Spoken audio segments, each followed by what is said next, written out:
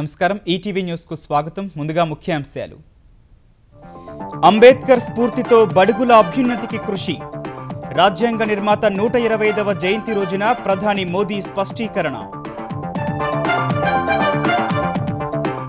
పల్లెసీమల అభివృద్ధి కోసం కొత్త పథకం ప్రారంభించిన ప్రధాని. భవిష్యత్తును దిద్దుకోవాలని గ్రామీణ భారతానికి పిలుపు. అమరావతిలో 125 అడుగుల అంబేద్కర్ విగ్రహానికి చంద్రబాబు శంకుస్థాపన. ఏపీలో 6 లక్షల ఇళ్ల నిర్మాణానికి భూమి పూజ. తెలంగాణలో కేసీఆర్ అంబేద్కర్ జయంతి కానుక. ఈ ఏడాది దళితులతో కేజీ టు పీజీ ఉచిత విద్య ప్రారంభిస్తామని ప్రకటన. రైతుకు గిట్టుబాటు ధర కల్పించేందుకు కేంద్రం చర్యలు. వ్యవసాయ దిగుబడులకు ఆన్లైన్ మార్కెట్ ఆరంభించిన మోదీ. సుదీర్ఘ తీరాన్ని దేశాభివృద్ధికి చోదకంగా మారుస్తామన్న ప్రధాని. నౌకాయాన రంగం కోసం 1,00,000 కోట్ల పెట్టుబడులు సేకరిస్తామని వెల్లడి. తెలుగు రాష్ట్రాల్లో కొనసాగుతున్న భానుడి భగభగలు. పలు ప్రాంతాల్లో వరుసగా రెండో రోజు 44 డిగ్రీలకు పైనే గరిష్ట ఉష్ణోగ్రతలు.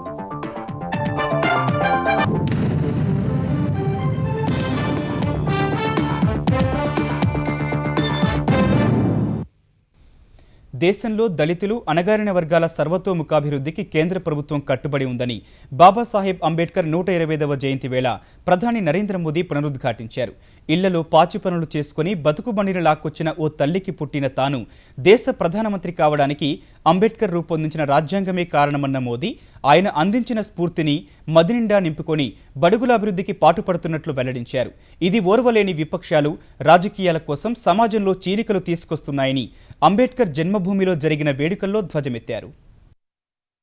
గ్రామాల అభివృద్ధితోనే దేశాభివృద్ధి సాధ్యమనే నినాదంతో చేపట్టిన గ్రామోదయ్ సే భారతోదయ్ తక్ కార్యక్రమాన్ని ప్రధాని నరేంద్ర మోదీ భారత రాజ్యాంగ నిర్మాత బాబాసాహెబ్ అంబేద్కర్ పుట్టిన ఊరు మధ్యప్రదేశ్లోని మవ్వు నుంచి లాంఛనంగా ప్రారంభించారు. అంబేద్కర్ 125వ జయంతి సందర్భంగా ఆయన విగ్రహానికి నివాళులర్పించిన మోదీ రాష్ట్ర ప్రభుత్వం ఏర్పాటు చేసిన స్మృతివనాన్ని ప్రారంభించి ఛాయాచిత్ర ప్రదర్శనను తిలకించారు. పేదరిక నిర్మూలన, అణగారిన వర్గాల అభ్యున్నతి కోసం అంబేద్కర్ చూపిన బాటలోనే తమ ప్రభుత్వం పయనిస్తోందని వివరించారు. लेकिन ग्रामीण अर्थकारण भारत की अर्थनीति को ताकत देने वाला है. जब तक गांव के व्यक्ति का परचेजिंग पावर बढ़ेगा नहीं और हम सोचें कि नगर के अंदर कोई माल खरीदने आएगा और नगर की इकोनॉमी चलेगी तो चलने वाली नहीं है. ग्रामीण अर्थकारण की मजबूती ये भारत में आर्थिक चक्र को तेज गति देने का सबसे बड़ा पावरफुल इंजन है. विश्व की सभी संस्थाएं कह रही हैं भारत बहुत तेज गति से आगे बढ़ रहा है. उसका मूल कारण देश के गरीब से गरीब व्यक्ति को साथ लेकर चलने का हमने एक संकल्प किया है, योजना बनाई और चल रहे हैं, जिसका परिणाम है कि आज आर्थिक संकटों के बावजूद भी భారత్ ఆర్థిక ऊंचाइयों पर जा रहा है. స్వచ్ఛ భారత్ స్వప్నాన్ని సాకారం చేయడం, దేశాన్ని బహిరంగ మల విసర్జన రహితంగా తీర్చిదిద్దడం, 2022 నాటికి రైతుల ఆదాయాన్ని రెట్టింపు చేయడం, కట్టెల పొయ్యిలతో సతమతమవుతున్న మహిళల కష్టాలను దూరం చేసేందుకు ప్రభుత్వం చేపట్టిన కార్యక్రమాలను మోదీ వివరించారు. విజ్ఞాన్ कहता है कि जब मां लकड़ी का चूल्हा जला करके खाना पकाती है, एक दिन में 400 सिगरेट जितना धुआं उस मां के शरीर में जाता है. वो मां बीमार होगी कि नहीं होगी. और पिछले 1 वर्ष में 1 करोड़ गरीब परिवारों को गैस सिलेंडर का कनेक्शन दे दिया गया कि आने वाले 3 वर्ष में हम भारत के 5 करोड़ परिवार लकड़ी के चूल्हे से धुएं में गुजारा कर रही मेरी गरीब माताओं बहनों को मुक्ति दिलाने का अभियान चलाया. ఇదే సమయంలో కాంగ్రెస్ గత పాలనపై పరోక్షంగా విమర్శలు సంధించిన మోదీ ఎంతో దూరదృష్టితో దేశాభివృద్ధికి మార్గం చూపిన అంబేద్కర్ వైశిష్ట్యాన్ని గుర్తించలేదని మండిపడ్డారు. कुछ लोग इसलिए परेशान हैं कि मोदी ये सब क्यों कर रहे हैं. ये हमारा कन्विक्शन का विषय है. सामाजिक एकता, सामाजिक न्याय, सामाजिक समरसता बाबा साहब आम्बेडकर ने जो रास्ता दिखाया है उसी से प्राप्त हो सकती है. इसलिए हम बाबा साहब आम्बेडकर के चरणों में बैठ करके काम करने में गर्व अनुभव करते हैं. बाबा साहब आम्बेडकर की मृत्यु के 60 साल के बाद उसका स्मारक बनाने का सौभाग्य हमें मिला. क्या 60 साल तक हमने रोका था किसी को क्या? और आज हम कर रहे हैं तो आपको परेशानी हो रही है. पश्चाताप होना चाहिए कि आपने किया क्यों नहीं। परेशान होने की जरूरत नहीं है। आने वाली पीढ़ियों को प्रेरणा देने के लिए यही तो सामाजिक आंदोलन काम आने वाला है। అంబేద్కర్ స్ఫూర్తితో గ్రామాల అభివృద్ధికి ప్రతి ఒక్కరూ కంకణబద్ధులు కావాలని ప్రధాని పిలుపునిచ్చారు. और मुझे गर्व है कि आज 14 अप्रैल को पूरे देश में ग्राम उदय से भारत उदय की ये आंदोलन का प्रारंभ इस धरती से हो रहा है, सामाजिक न्याय के लिए हो रहा है। और मैं हर गांव से कहूंगा, अपने गांव का भविष्य बदलने का संकल्प कीजिए। बाबा साहब के 125वीं जयंती की अच्छी श्रद्धांजलि वही होगी कि हम हमारे गांव में कोई बदलाव लाए, वहां के जीवन में बदलाव लाए। అంబేద్కర్ అడుగుజాడల్లో నడిస్తేనే సామాజిక సామరస్యం సాధ్యమని విశ్వసిస్తున్నట్లు చెప్పిన ప్రధాని ఆ మార్గంలో నడుస్తున్నందుకు గర్విస్తున్నానని చెప్పారు.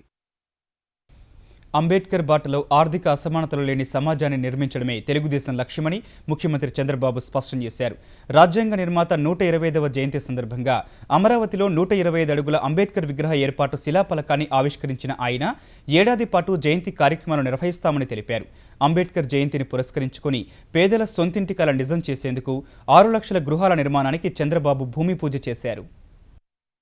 ఆంధ్రప్రదేశ్ ప్రభుత్వం విజయవాడ A1 కన్వెన్షన్ సెంటర్లో అంబేద్కర్ 125వ జయంతి కార్యక్రమం పెద్ద ఎత్తున నిర్వహించింది. నవ్యాంధ్ర రాజధాని అమరావతిలో అంబేద్కర్ 125 అడుగుల విగ్రహం, స్మృతివనం నిర్మాణానికి సంబంధించిన శిలాఫలకాన్ని, సాంఘిక సంక్షేమ హాస్టళ్లను రెసిడెన్షియల్ పాఠశాలలుగా మార్చే మరో శిలాఫలకాన్ని ముఖ్యమంత్రి చంద్రబాబు ఈ సందర్భంగా ఆవిష్కరించారు. 1141 కోట్ల రూపాయల ప్రయోజనాలను లబ్ధిదారులకు పంపిణీ చేశారు. అంబేద్కర్ బాటలో నడిస్తేనే ఆయనకు నిజమైన నివాళి అర్పించినట్లు అవుతుందన్న చంద్రబాబు ఇందుకోసం ఏపీ సర్కారు 27 కార్యక్రమాలను అమలు చేయనుందని తెలిపారు.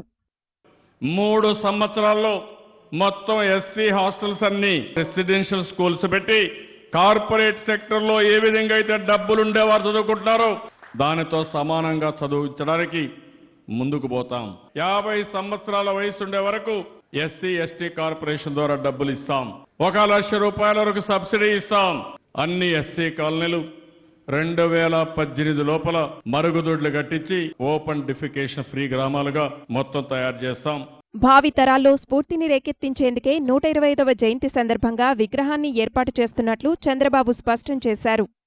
15 ఎకరాల్లో 125 అడుగుల విగ్రహాన్ని మన అమరావతి రాజధానిలో పెట్టాలని ఈ ప్రభుత్వం నిర్ణయించాం. అందులో కూడా అందరి సజెషన్స్ తీసుకుంటాను. ఈ విగ్రహం భారతదేశంలో ఎక్కడ లేని విధంగా ఉండాలి.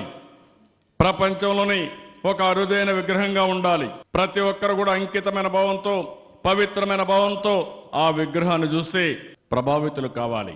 అంతకుముందు అంబేద్కర్ జయంతిని పురస్కరించుకుని ఆంధ్రప్రదేశ్ వ్యాప్తంగా ఎన్టీఆర్ గ్రామీణ గృహ నిర్మాణ పథకం కింద 6 లక్షల ఇళ్ల నిర్మాణాన్ని తెలుగుదేశం ప్రభుత్వం ప్రారంభించింది. విజయవాడ శివారు జక్కంపూడిలో 10,000 ఇళ్లకు శంకుస్థాపన చేసిన చంద్రబాబు ఒక్కో అసెంబ్లీ నియోజకవర్గానికి 1,250 ఇళ్లు కేటాయిస్తామన్నారు.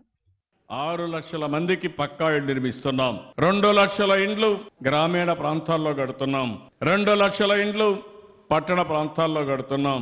ఒకప్పుడు గ్రామీణ ప్రాంతాల్లో సబ్సిడీ తక్కువ ఇచ్చి 20,000 ఇస్తే ఈరోజు 1,80,000 రూపాయలు ఎస్సీలకు ఎస్టీలకు సబ్సిడీ ఇస్తున్నాం.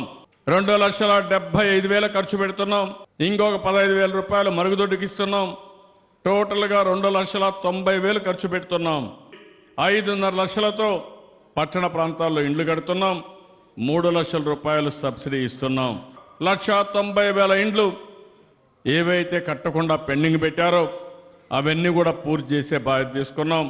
తొలిసారిగా నిర్మించనున్న 2 పడక గదుల ఇళ్లను నాణ్యతలో రాజీ పడకుండా ఏడాదిలోపు పూర్తి చేసి లబ్ధిదారులకు అందించనున్నట్లు ముఖ్యమంత్రి వెల్లడించారు. వచ్చే విద్యా సంవత్సరం నుంచే తెలంగాణలో KG to PG ఉచిత విద్యా కార్యక్రమాన్ని ప్రారంభిస్తామని ముఖ్యమంత్రి కేసీఆర్ ప్రకటించారు. తెలంగాణలో దళితులు, మైనార్టీలకు ఆశ్రమ పాఠశాలలతోనే ఈ పథకానికి శ్రీకారం చుడతామని వెల్లడించారు. అంబేద్కర్ 125వ జయంతి వేళ సచివాలయం పక్కనే 125 అడుగుల భారీ కాంస్య విగ్రహానికి పునాదిరాయి వేసిన కేసీఆర్ హైదరాబాద్ కిరీటంలో ఈ విగ్రహాన్ని కలికితిరాయిగా తీర్చిదిద్దుతామని హామీ ఇచ్చారు. అంబేద్కర్ వల్లే తెలంగాణ ప్రజల ఆకాంక్ష నెరవేరి ప్రత్యేక రాష్ట్రం ఏర్పడిందని గుర్తు చేశారు. రాజ్యాంగ నిర్మాత అంబేద్కర్ 125వ జయంతి వేళ తెలంగాణ సర్కార్ ఆయనకు ఘన నివాళి అర్పించింది. తొలుత ట్యాంక్ బండ్ పై ఉన్న బాబాసాహెబ్ విగ్రహానికి పూలమాల వేసి నివాళులర్పించిన ముఖ్యమంత్రి కేసీఆర్ ఆ తర్వాత భాగ్యరెడ్డి వర్మ మెమోరియల్ బిల్డింగ్ పేరిట యూసుఫ్గూడలో నిర్మించతలపెట్టిన సెంటర్ ఫర్ దళిత్ స్టడీస్ భవన నిర్మాణానికి కేంద్ర మంత్రి దత్తాత్రేయతో కలిసి శంకుస్థాపన చేశారు. తరువాత ఎన్టీఆర్ గార్డెన్ సమీపంలోని హిల్ రాక్ ప్లేస్ లో 125 అడుగులతో నిర్మించనున్న ప్రపంచంలోనే ఎత్తైన అంబేద్కర్ కాంస్య విగ్రహ నిర్మాణానికి పునాదిరాయి వేశారు. విగ్రహాన్ని అక్కడే నెలకొల్పడానికి కారణాలను వివరించారు.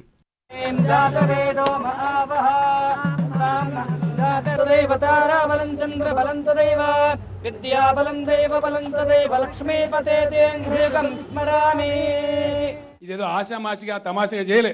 ఆయన బాగా నమ్మినటువంటి వ్యక్తి బుద్ధుడు కాబట్టి బుద్ధుడు ముందుండాలి, బుద్ధుడి బాటలో అంబేద్కర్ గారు ఉండాలి, అంబేద్కర్ గారు వెనక మన సెక్రటేరియట్ ఉండాలి. ఈ సీక్వెన్స్ బాగుంటుందని చెప్పి ఈ స్థలాన్ని ఎంపిక చేసినాం. అంబేద్కర్ గారి విగ్రహం ఆకాశాన్ని ముద్దాడేంత ఎత్తుగా కాంస్య విగ్రహాన్ని ఒక అద్భుతమైన ప్లాట్ఫామ్ తోని అది ఒక హైదరాబాద్ ల్యాండ్ మార్క్ ఉండే విధంగా చేయాలని చెప్పి నిర్ణయించి ఈ రోజు శంకుస్థాపన చేయడం జరిగింది. అంబేద్కర్ ఆశయాల సాక్షిగా పేదల సంక్షేమానికి ప్రభుత్వం పునరంకితమవుతుందన్న ముఖ్యమంత్రి ఆయనే లేకుంటే రాష్ట్రం సిద్ధించేది కాదన్నారు. రాష్ట్రాలలో కూడా కొన్ని బలహీన ప్రాంతాలు ఉండొచ్చు. బలమైన ప్రాంతం వాడు ఈ బలహీన ప్రాంతాన్ని పట్టి పీడిస్తుండవచ్చు. ఆనాడు అంబేద్కర్ గారు ఆ కాన్స్టిట్యూయెంట్ అసెంబ్లీలో వాదించి బలహీనులుగా ఉన్న వాళ్లకు ఖచ్చితంగా కేంద్రం అండగా ఉండాలని ఆ చట్టాన్ని తయారు చేసిన పుణ్యం వల్ల మనకు తెలంగాణ వచ్చింది. అందుకే అంబేద్కర్ గారికి ఎంత గొప్పగా నివాళి మనం అర్పించినా తక్కువనే. దళిత విద్యార్థులు ఉద్యోగాల కోసం ఎదురు చూడటమే కాకుండా ఉద్యోగాలు ఇచ్చే స్థాయికి ఎదిగేలా చేస్తామన్న కేసీఆర్ ఈ మేరకు కొన్ని వరాలు ప్రకటించారు. ఒక నెల ఆలస్యమైన మంచిదే. వచ్చే జూన్ నుంచే 100 సోషల్ వెల్ఫేర్ స్కూల్, రెసిడెన్షియల్ స్కూళ్లు అకాడమిక్ ఇయర్ లో ప్రారంభిస్తా ఉన్నాం. ఆ అమ్మాయిల కోసం ప్రతి 2-3 నియోజకవర్గాల మధ్యలో ఒక 25 డిగ్రీ కళాశాలలు మంజూరు చేస్తా ఉన్నాం. అబ్బాయిలకు కూడా ఒక 5 రెసిడెన్షియల్ డిగ్రీ కాలేజీలు కూడా అదే స్కేల్లో ఒక 50 గిరిజన విద్యార్థుల కోసం కూడా రెసిడెన్షియల్ పాఠశాలలు మంజూరు చేస్తా ఉన్నాం. మైనార్టీ విద్యార్థుల కోసం 250 ఇన్స్టిట్యూషన్స్ ను ఈ సంవత్సరం ప్రారంభించబోతా ఉన్నాం. ఈ 250 పాఠశాలలు కేజీ టు పీజీలో భాగమే 125వ జయంతి నాడు ఆ కేజీ టు పీజీ కార్యక్రమాన్ని కూడా ప్రకటిస్తా ఉన్నా అని చెప్పి నేను మనవి చేస్తా ఉన్నా. విదేశాల్లో చదివే దళిత గిరిజన విద్యార్థులకిచ్చే ఉపకార వేతనాలను రెట్టింపు చేస్తున్నట్టు కేసీఆర్ ప్రకటించారు. మన దళిత విద్యార్థులు, గిరిజన విద్యార్థులు అమెరికా గాని, లండన్ గాని ఇతర దేశాలకు పోయి చదువుకోవాలంటే వాళ్ళ స్కాలర్షిప్ ఇంతకు ముందు 10 లక్షల రూపాయలు మాత్రమే. ఆ 10 లక్షల రూపాయల స్కాలర్షిప్ ను ఈ రోజు నుంచి 20 లక్షల రూపాయలకు పెంచుతా ఉన్నామని చెప్పి కూడా మనం చేస్తా ఉన్నా. అవి ఎందరికైనా సరే ఇవ్వడానికి ప్రభుత్వం సిద్ధంగా ఉంది. దళిత కుటుంబాలకు 3 ఎకరాల భూ పంపిణీ పథకాన్ని కూడా 1 వారంలో వేగవంతం చేయనున్నట్లు ముఖ్యమంత్రి స్పష్టం చేశారు. అంబేద్కర్ స్ఫూర్తితో మహిళలకు చట్టసభల్లో 33% రిజర్వేషన్ కల్పించేందుకు కేంద్రం కృషి చేయాలని నిజామాబాద్ ఎంపీ కల్వకుంట్ల కవిత డిమాండ్ చేశారు. అదే అంబేద్కర్కు నిజమైన నివాళి అని స్పష్టం చేశారు. తెలంగాణలో మహిళల అభ్యున్నతి లక్ష్యంగా ఇవాల్టి నుంచి వచ్చే ఏడాది ఏప్రిల్ 14 వరకు తెలంగాణ జాగృతి ఆధ్వర్యంలో పలు కార్యక్రమాలు చేపట్టనున్నట్లు కవిత వెల్లడించారు. మహిళల సాధికారత, అభివృద్ధి కోసం ప్రభుత్వ కార్యక్రమాల్లో వారిని భాగస్వాములను చేయనున్నట్లు వివరించారు. అంబేద్కర్ 125వ జయంతి సందర్భంగా సంవత్సరం పొడవునా ఉత్సవాలు చేయడం కాదు, భారతదేశ మహిళలను గౌరవిస్తూ మహిళా రిజర్వేషన్ బిల్లుని ఈ సంవత్సరం ఆయనకు ఒక నివాళిలాగా మరి పార్లమెంట్లో ప్రవేశపెట్టవలసిందిగా మోడీ ప్రభుత్వాన్ని మేము డిమాండ్ చేస్తూ ఉన్నాం. తెలంగాణ మంత్రివర్గంలో దళితులు, మహిళలకు చోటు కల్పించాలంటూ తెలుగుదేశం సీనియర్ నేత మోత్కుపల్లి ఒకరోజు దీక్ష నిర్వహించారు. ఎన్టీఆర్ ఘాట్ వద్ద ఉదయం నుంచి సాయంత్రం వరకు దీక్ష చేసిన మోత్కుపల్లికి తెలుగుదేశం నేతలు, కార్యకర్తలు సంఘీభావం తెలిపారు. సాయంత్రం మోత్కుపల్లికి నిమ్మరసం ఇచ్చిన తెలుగుదేశం తెలంగాణ అధ్యక్షుడు ఎల్ రమణ దీక్ష విరమింపజేశారు. ఇలా కుల వ్యవస్థను పోషించి అంబేద్కర్ ఆశయాలకు తూట్లుపరుస్తున్నటువంటి కేసీఆర్ కి తగిన గుణపాఠం చెప్పాల్సిన అవసరం ఉంది. జూన్ 2 వరకు మాదిగల్ని తప్పకుండా క్యాబినెట్లోకి తీసుకోవాలి, మహిళల్ని క్యాబినెట్లోకి తీసుకోవాలి. ఒకవేళ తీసుకోకపోతే మాత్రం ఇది ప్రజా ఉద్యమంగా రేపు రాబోయే కాలంలో ఉంటుందని కూడా ఈ సందర్భంగా నేను తెలియజేస్తా ఉన్నా. భారత రాజ్యాంగ నిర్మాత, భారతరత్న డాక్టర్ బాబాసాహెబ్ భీమ్రావ్ అంబేద్కర్ జయంతిని తొలిసారి ఐక్యరాజ్య సమితి ఘనంగా నిర్వహించింది. ఐక్యరాజ్య సమితిలో భారత శాశ్వత ప్రతినిధి బృందంతో కలిసి కల్పనా సరోజ్ ఫౌండేషన్ నిర్వహించిన కార్యక్రమానికి వివిధ దేశాల ముఖ్య ప్రతినిధులు హాజరయ్యారు. అణగారిన వర్గాల ప్రజల కోసం అంబేద్కర్ చేసిన సేవలు అజరామరమని ఐక్యరాజ్య సమితి ప్రతినిధులు కొనియాడారు. మహా దార్శనికుని ఆలోచన విధానాలకు ఒక రూపాన్నివ్వడానికి ప్రపంచ దేశాలు భారత్తో కలిసి పనిచేస్తాయని తెలిపారు. విజన్ 2030 ప్రకారం అట్టడుగు వర్గాల అభ్యున్నతిని సాధించి సాధించి అంబేద్కర్ ఆశయాలను నెరవేర్చడానికి కట్టుబడి ఉన్నామని ఐక్యరాజ్యసమితి అభివృద్ధి సంస్థ UNDP నిర్వాహకుడు హెలెన్ క్లర్క్ ప్రకటించారు. దేశంలో 7,500 కిలోమీటర్ల మేర ఉన్న తీర ప్రాంతాన్ని దేశాభివృద్ధికి చోదకంగా మార్చాలని సంకల్పించినట్లు ప్రధాని నరేంద్ర మోదీ ఉద్ఘాటించారు. ఇందుకోసం ₹1,00,000 కోట్ల పెట్టుబడులను సమీకరిస్తున్నట్లు వెల్లడించిన మోదీ వచ్చే 10 ఏళ్లలో ఈ రంగంలో 1 కోటి ఉద్యోగాలు కల్పించాలనే లక్ష్యాన్ని నిర్దేశించుకున్నట్టు ముంబైలో జరిగిన మారిటైమ్ ఇండియా సదస్సులో చెప్పారు. భారత్లో పెట్టుబడులకు ఇదే మంచి తరుణమని చెప్పిన ఆయన విదేశీ పెట్టుబడిదారులకు ఎర్రతివాచి పరచడం సహా అన్ని రకాల భద్రత కల్పిస్తామని భరోసా ఇచ్చారు. దేశ ఆర్థిక రాజధాని ముంబైలో తొలి మారిటైమ్ ఇండియా సదస్సును ప్రారంభించిన ప్రధాని నరేంద్ర మోదీ సాగరమాల కార్యక్రమంలో భాగంగా నౌకాశ్రయాల అభివృద్ధికి రూపొందించిన ప్రణాళికలను పెట్టుబడిదారులకు వివరించారు. పర్యావరణానికి హాని తలపెట్టకుండా అత్యున్నత వాణిజ్యావకాశాల్ని కల్పించే ఏకైక దేశం భారత్ మాత్రమేనని స్పష్టం చేసిన మోదీ తీర ప్రాంత రాష్ట్రాల్ని అనుసంధానించి సముద్ర రవాణా ద్వారా 2025 నాటికి బొగ్గు ఎగుమతులను 4 రెట్లు పెంచాలని నిర్ణయించినట్టు వెల్లడించారు.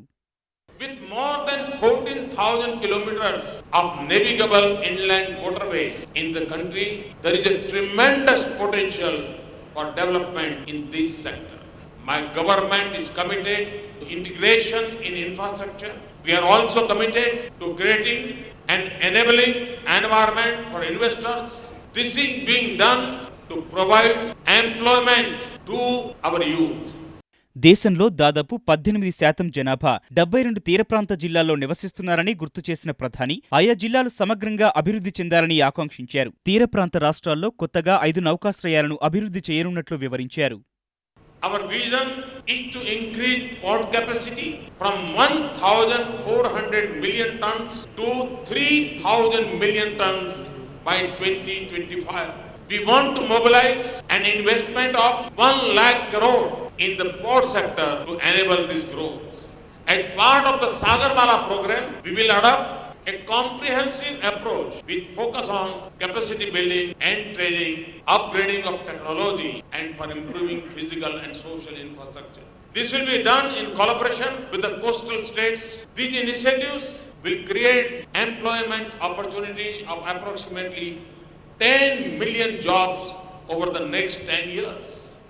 భారత్లో తయారీ కార్యక్రమంలో భాగంగా నౌకాయానం, తీర ప్రాంత అభివృద్ధికి సంబంధించిన ప్రాజెక్టుల్లో పెట్టుబడులు పెట్టడానికి ఇదే సరైన సమయమని ప్రధానమంత్రి పిలుపునిచ్చారు. This is the right time to come to India. It is even better time to come through the sea route. Do not miss it. Missing it means missing a pleasant journey and a great destination. I assure you that I will personally hold your hands to see that your berthing is safe, secure and satisfactory. దేశంలోని 12 ప్రధాన నౌకాశ్రయాల్లో మౌలిక సదుపాయాల అభివృద్ధికి సుమారు 100 ప్రాజెక్టులను గుర్తించినట్లు వెల్లడించిన ప్రధాని పెట్టుబడులకు అవకాశం ఉన్న 250 ప్రాజెక్టులను నౌకాయాన మంత్రిత్వ శాఖ గుర్తించిందని చెప్పారు. నౌకాశ్రయ ఆధారిత అభివృద్ధి ద్వారా ఆంధ్రప్రదేశ్ను ప్రగతి పథంలో తీసుకెళ్లేందుకు కృషి చేస్తున్నట్లు ముఖ్యమంత్రి చంద్రబాబు స్పష్టం చేశారు. ముంబైలో జరుగుతున్న మారిటైమ్ ఇండియా సదస్సులో పాల్గొన్న ఆయన సుదీర్ఘ తీరమున్న ఆంధ్రప్రదేశ్లో అపార అవకాశాలున్నాయని వెల్లడించారు. ఈ సందర్భంగా ఏపీ సర్కారు కేంద్ర ప్రభుత్వ రంగ సంస్థలతో 2 కీలక ఒప్పందాలు కుదుర్చుకుంది. కాకినాడ నుంచి పుదుచ్చేరి వరకు బకింగ్హామ్ కాలువ అభివృద్ధికి అంతర్గత జల రవాణా అథారిటీతో ఒక ఒప్పందం, అంతర్వేది వద్ద డ్రెడ్జింగ్ కార్పొరేషన్ ఏర్పాటు చేయనున్న మరమ్మతు నైపుణ్య శిక్షణా కేంద్రం ఏర్పాటుకు మరో ఒప్పందం కుదుర్చుకుంది. We are having a lot of opportunities. One is large sea coast and also deep water ports. After Gujarat, Maharashtra and Andhra Pradesh, we are competing each other. Visakhapatnam Chennai Industrial Corridor is coming. Even Bangalore Chennai Industrial Corridor via Krishnapatnam is coming. So we want to go in a big way by using our advantage, that is sea coast and also port infrastructure. So this is the time we have to attract huge investment. Port development, special economic zones or manufacturing hubs, ship breaking, ship building, these are all various opportunities are available. దేశంలో రైతులకు గిట్టుబాటు ధరలు దక్కే దిశగా కీలక ముందడుగు పడింది. 8 రాష్ట్రాల్లోని 21 వ్యవసాయ మార్కెట్లలో ఆన్లైన్ విక్రయాలను కేంద్రం ప్రారంభించింది. 2017 మార్చి నాటికి 400 మార్కెట్లు, 2018 నాటికి 585 మార్కెట్లకు విస్తరించనున్నట్లు ప్రకటించింది. ఈ ట్రేడింగ్ వల్ల రైతులకు న్యాయం జరుగుతుందని ప్రధాని మోదీ విశ్వాసం వ్యక్తం చేశారు.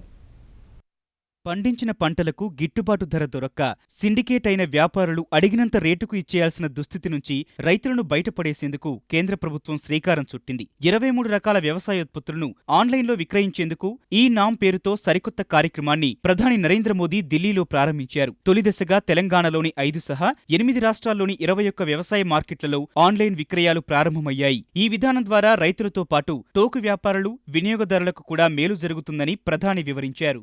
ई नाम के कारण वहां एक लैब बनेगी, क्वालिटी ऑफ एग्रो प्रोडक्ट ये तय होगा। अब व्यापारी हाथ में पकड़ करके जताएगा नहीं यार तेरा माल तो ठीक नहीं है, और किसान कहता नहीं नहीं साहब बहुत ठीक है, पहले जैसा ही है। आखिरकार उस व्यापारी ने कह दिया तो वो बेचारे को लगता था चलो बेच दो। आज लेबोरेटरी कहेगी कि तुम्हारा जो प्रोडक्ट है ए ग्रेड का है, बी ग्रेड का है, सी ग्रेड का है, और वो नेशनली सर्टिफाइड मान्यता होगी उसको।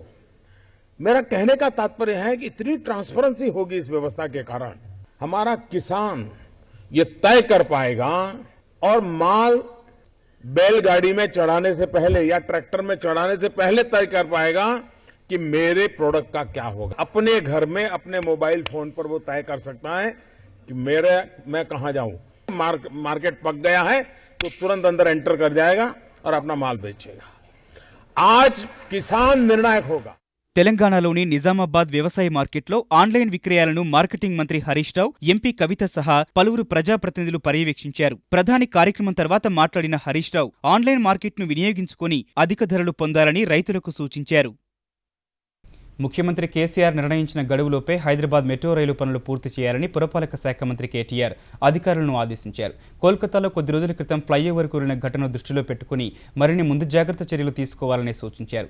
ఇప్పటి వరకు వేగంగా, సురక్షితంగా పనులు నిర్వహిస్తున్నందుకు L&T సంస్థను అభినందించిన కేటీఆర్ వచ్చే వర్షాకాలాన్ని దృష్టిలో పెట్టుకుని ఇప్పటి నుంచే నిర్మాణాల ప్రణాళికలను సిద్ధం చేసుకుని ముందుకు వెళ్లాలని మెట్రో రైల్ భవన్లో అధికారులు, L&T ప్రతినిధులతో నిర్వహించిన సమీక్షలో స్పష్టం చేశారు. మెట్రో పనులు హైదరాబాద్ ప్రతిష్టను ఇనుమడింపచేస్తాయన్న ఆయన ఈ ప్రాజెక్టును ప్రపంచమంతా గమనిస్తోందన్నారు. మలక్పేట్లో ట్రాఫిక్ ఇబ్బందులు తగ్గించేలా చూడాలన్న కేటీఆర్ ఇందుకోసం క్షేత్రస్థాయిలో పర్యటించాలని మెట్రో రైల్ ఎండీ NVS రెడ్డికి సూచించారు. విజయవాడ మెట్రో నిర్మాణానికి జపాన్ ప్రభుత్వం ఇస్తామన్న రుణం వీలైనంత త్వరగా రాబట్టేందుకు కృషి చేస్తున్నట్లు Vijayawada metro project MD Ramakrishna Reddy తెలిపారు. రామకృష్ణారెడ్డి ఆధ్వర్యంలో 4 జపాన్ బృందం సభ్యులు Pandit Nehru bus stand, railway station నుంచి ప్రారంభమయ్యే మెట్రో కారిడార్ల ప్రాంతాల్లో పర్యటించారు. విజయవాడ మెట్రో ప్రాజెక్ట్కి సుమారు 4,200 కోట్లు జపాన్ గవర్నమెంట్ నుంచి తీసుకోబోతున్నాము. ఈ లోన్ తీసుకోవడానికి ఇంచుమించు 10 నుంచి 15 నెలలు పడద్దని చెప్పారు లాస్ట్ టైం వీళ్ళు వచ్చినప్పుడు. ఇప్పుడు వాళ్ళు ఇంచుమించు జూన్, జూలై నెల కల్లా కంప్లీట్ చేయడానికి ప్రాసెస్ మళ్ళీ వచ్చారనమాట. 10 సంవత్సరాలు మారిటోరియం, 30 సంవత్సరాలు రీపేమెంట్ పీరియడ్, 0.3%. ల్యాండ్ ఎక్విజిషన్కి గవర్నమెంట్, స్టేట్ గవర్నమెంట్ డబ్బులు రిలీజ్ చేస్తున్నది, అది కూడా స్టార్ట్ అయిపోద్ది.